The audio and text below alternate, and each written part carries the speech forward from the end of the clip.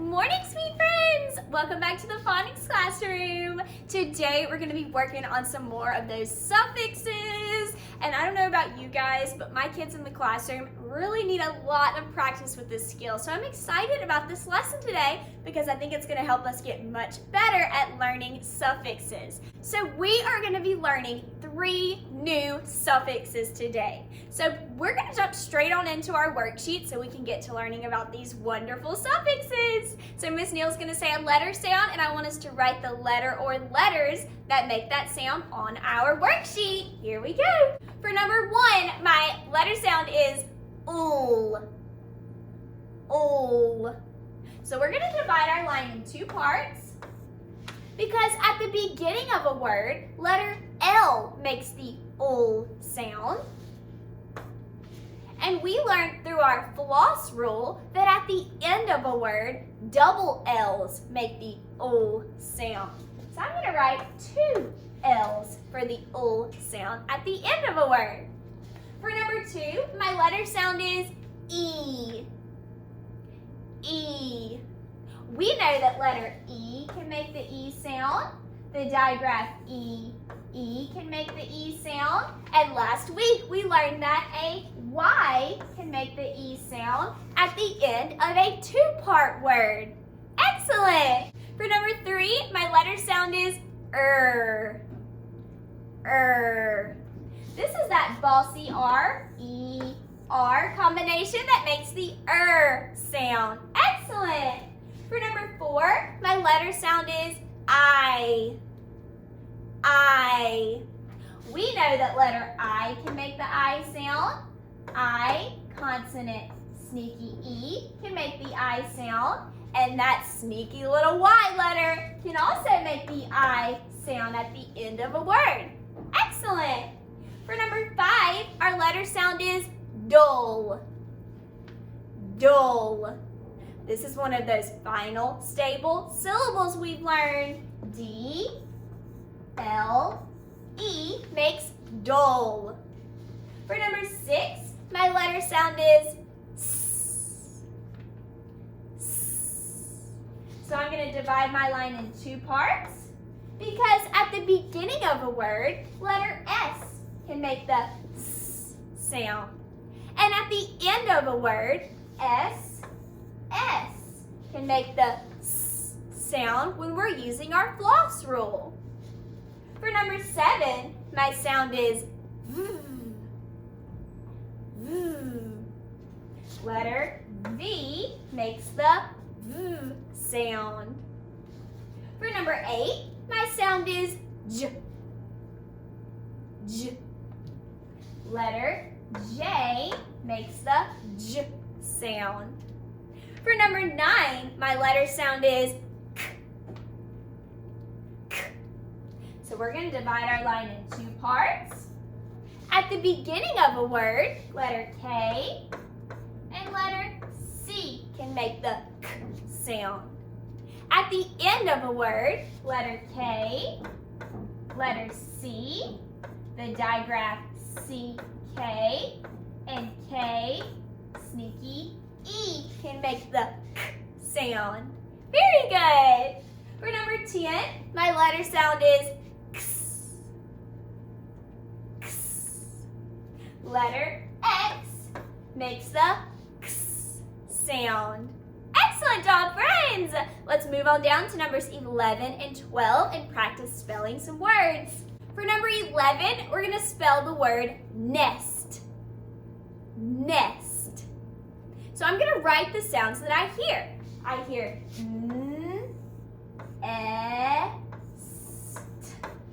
nest. Very good. For number 12, we're going to spell a compound word. We're spelling the word flagpole. This word can be broken into 2 parts, flag and pole. So let's start by writing flag. Ag. Now let's write the second part, pole. Ooh, I hear the long O sound, so I know that I'm going to need a sneaky E. So I'm writing P-O-L. Sneaky E at the end. Flagpole. Excellent job.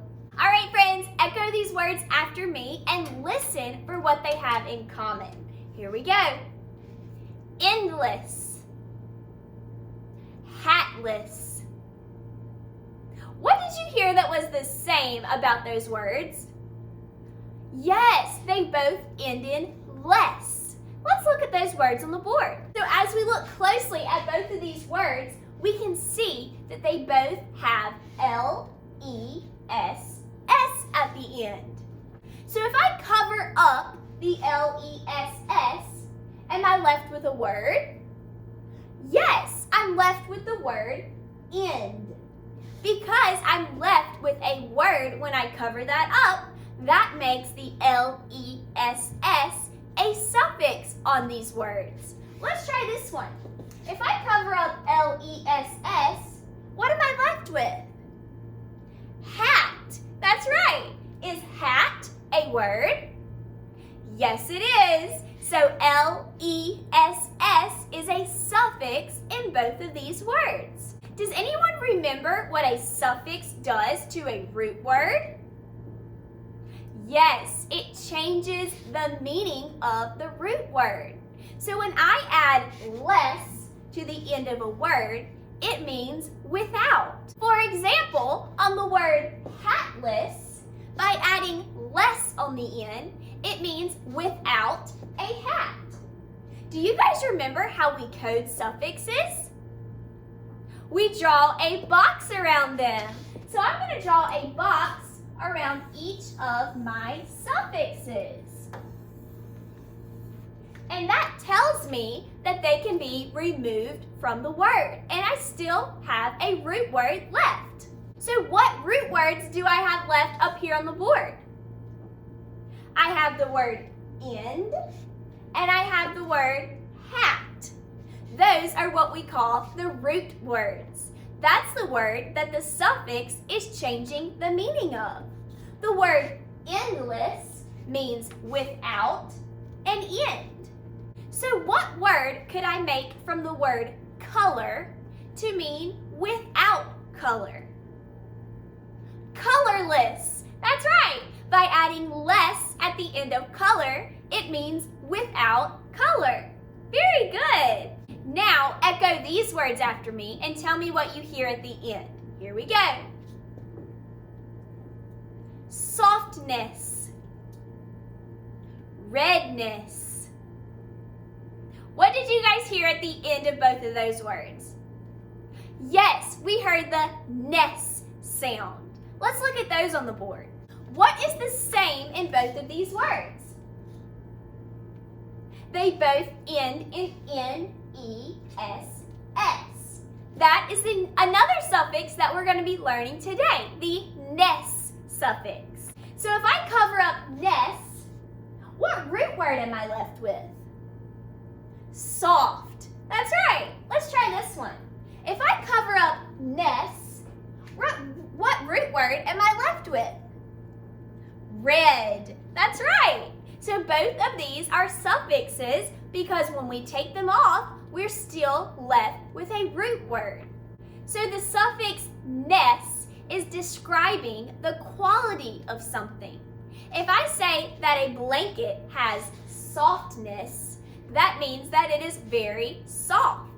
If I say that a crayon has redness, that means that it is very red. So just like our other suffix we learned today, we're going to draw a box around our N-E-S-S suffix to show that it can be removed from the word and we still have a root word left. Excellent job! Let's try another one. Repeat these words after me. Softly. Sweetly. What did you guys hear that's the same about those words? Yes, they both end in ly. Let's look at them on the board. So what letters do you guys see that are the same in both of these words? Yes, the L and the Y. If I take off L-Y, what am I left with? Soft. What about this word? If I take off ly, what am I left with? Sweet. In both of these words, the ly suffix can be removed and I'm left with a root word. So the suffix ly tells us how something can be done. If I tell you to do something quick, I would be telling you to do it quickly. That is how I want you to do it. So this suffix tells us how something is done. The ly suffix can also tell us how often something is done. So if we work on something every single day, I would say that we do it daily. The ly suffix tells me how often we do that. We do it daily. The ly suffix can also tell us how something is acting. So if I tell you to be a friend, I would want you to be friendly. That's telling me how you are acting. Excellent. We're going to draw a box around the ly suffix in each of these words, just like we do all of our other suffixes, because it shows us it can be removed and I still have a root word left. So suffixes can either be vowel suffixes or consonant suffixes. And the way that we can tell is by looking at the first letter of the suffix. The suffix ly starts with the letter L. That would make it a consonant suffix because it starts with a consonant. So as we look back at our worksheet for today, we're going to practice spelling some words that have these suffixes in them. For number 13, we're going to spell the word gladly. Gladly. So I hear glad-ly. And we just learned that ly is spelled by putting ly on the end of a word. So I'm writing glad-ly.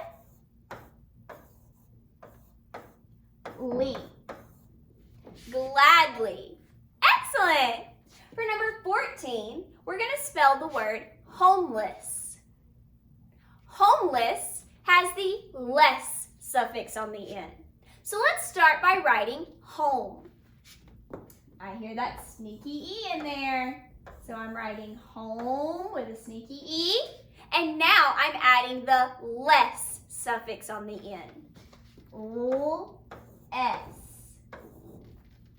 Very good. For number 15, we're going to spell the word redness. Redness has the ness suffix on the end. So I'm going to write the word red, and then I'm going to add the ness suffix we learned today. S. Redness. Excellent job, friends! I want you guys to try coding the words on this worksheet on your own today. Remember to draw boxes around all of our suffixes. And I will see you guys tomorrow for another fabulous phonics lesson. Bye, friends!